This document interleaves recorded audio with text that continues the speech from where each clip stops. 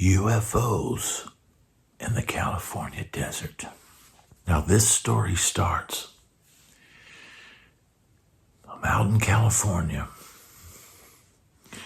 and a band, hits the scene that we hear about with some legendary players in it. And, I was always huge fan of the Police, and most notably Stewart Copeland's drumming. And I was a huge fan of Stanley Clarke. I mean, who wouldn't be?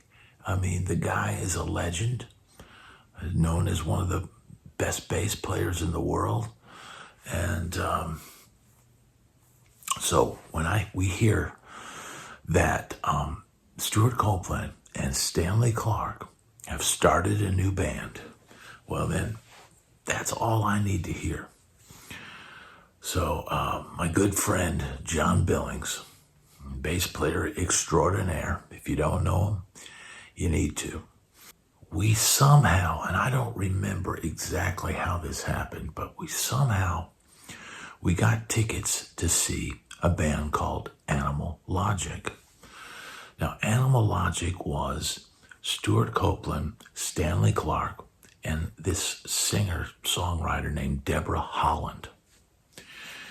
Now, apparently in my research for this video, Copeland and Stanley Clarke both paid for the recording sessions for this singer-songwriter.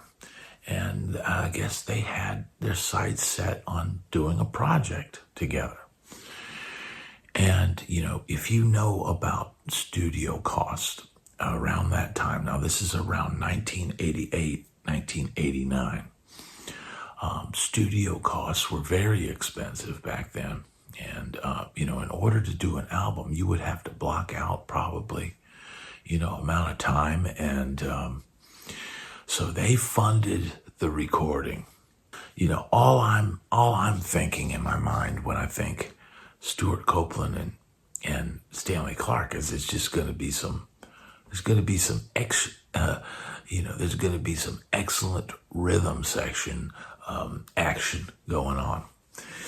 But apparently when I was reading about, the formation of this band, that the title, the name of the band, Animal Logic, came from Stewart's brother, Miles Copeland,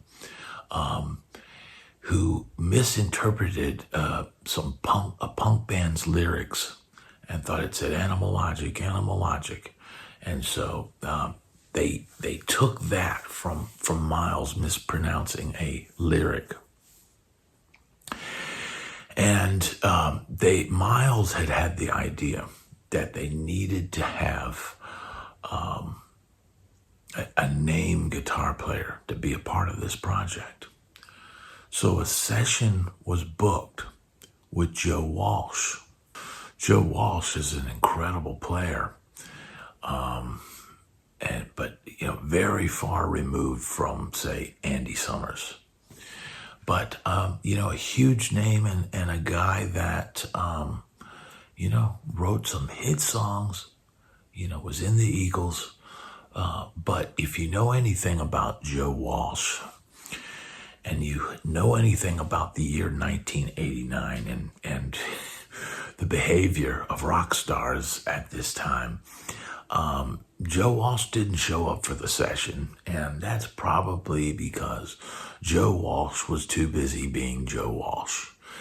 And that might have included some extracurricular activities, possibly some consumption, and he might have just, by the time the session came around, he might have just slept through it.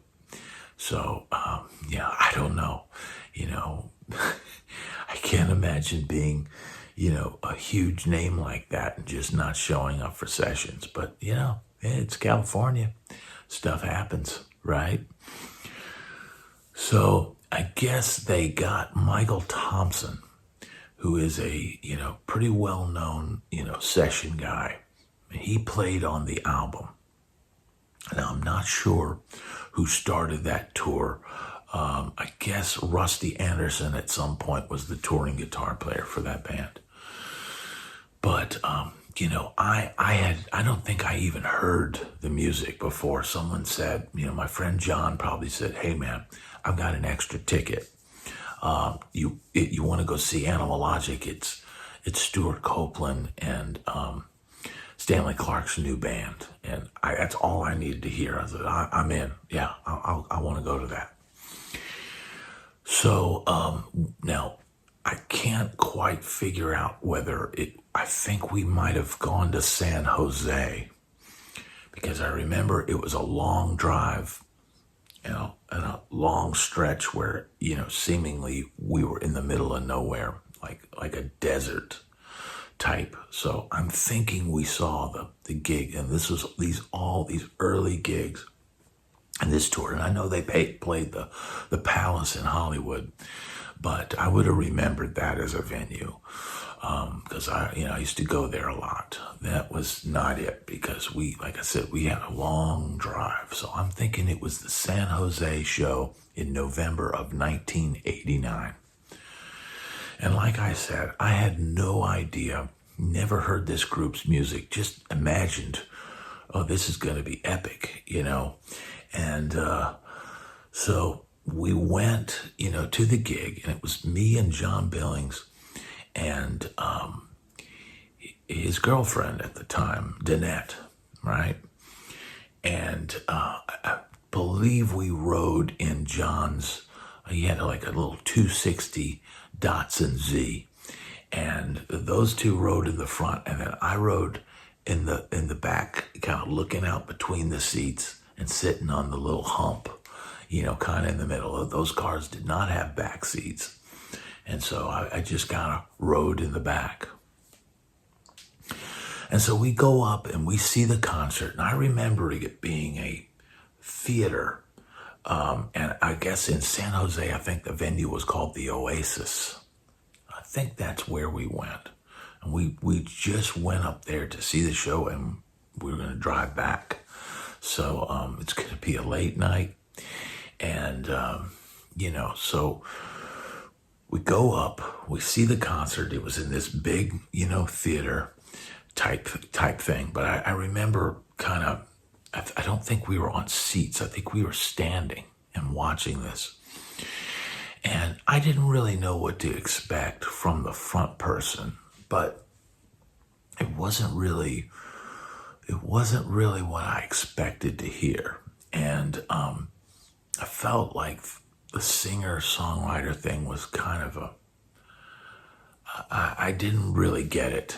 I didn't really get that Deborah Holland with that band and with those two players. And, she was a more laid back performer. And I was expecting high energy. I was expecting Stewart Copeland style energy, and, and then whatever Stanley Clarke was going to bring to it. But it was more like, these are songs, and these are Deborah's songs, and we're playing, her songs. And for me, it wasn't what it was cracked up to be. But hey, it was cool. I got to see Stewart Copeland and Stanley Clarke and Animalogic, which, was a band that didn't do tons of business, didn't do tons of dates. They did do a second album, but then shortly after that, Stanley Clarke's career took off scoring films. Stewart Copeland obviously had his film scoring stuff going on, and so the band just really couldn't get behind another tour. So, it had its run. It had its run. But on the way back, we're driving, and it's very late, and it's very dark. And we're out on this, it felt like a desert, highway, like a 2-lane kind of highway, and it's very late. And we look up at the sky, right? And I look up and I see these 2 orbs in the sky, just bright light, and they're far apart, and we're looking out at the sky, and I'm kind of hunched down. Now look, I know people will say, "Oh, you guys were messed up," but man, John Billings didn't drink at all then, and I didn't have the kind of money to be pounding beer during a concert that we probably got the tickets for free somehow. I think John knew somebody in the road crew or something. So, we were all relatively sober, but I see these two orbs and I'm like, John, look, and he looks up and these two orbs are they're just literally just staying in the sky in one spot, right? And we're looking at them and we're watching, and then all of a sudden the two orbs come together like this and form one orb, and then all of a sudden just gone straight in the sky. I was like, dude,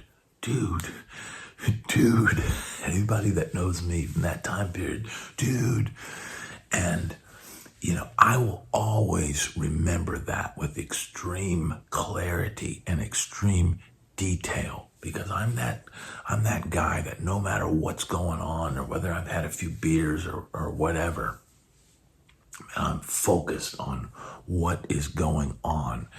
And it's one of those things that I'll always remember. And I've years back, maybe even 5 years ago, I'd said to John, "Yeah, you remember seeing that, UFO?" And he's like, "Yeah, we saw something, And he, I don't know if one, he was driving, but it was bizarre. And I've watched some other footage of UFOs and stuff has come out, and I've seen people tell similar style things where the orbs come together, and then this thing, it was literally stagnant in the sky, and when it took off, it was just like, and it was gone.